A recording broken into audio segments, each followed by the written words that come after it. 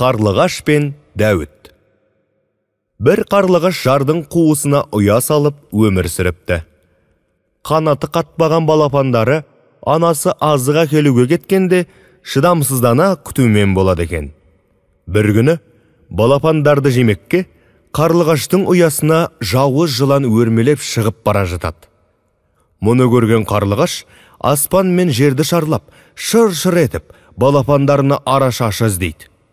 Көкектен көмек сұрай барса, бүркіт қонаққа шақырып еді, соған барғалы жатырмын, уақытым жоқ, дейді көкек. Одан шығып қарғаға барса, үйленгелі жатқанымда мазамды алма, дейді.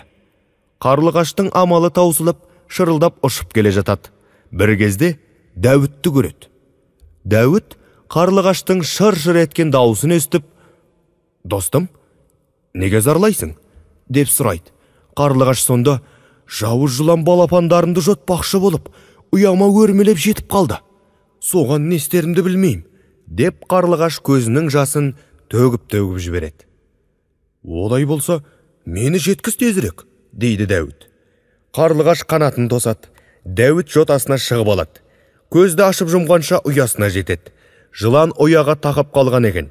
Дәуіт пен қарлығаш енді бір сәт кешіксе, балапандарды қылғып сап, жұмсақ ұяда масайрап ұйықтамақшы екен.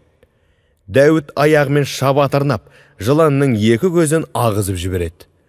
Жауыз жылан сылқ етіп жерге құлап түседі, мерт болады.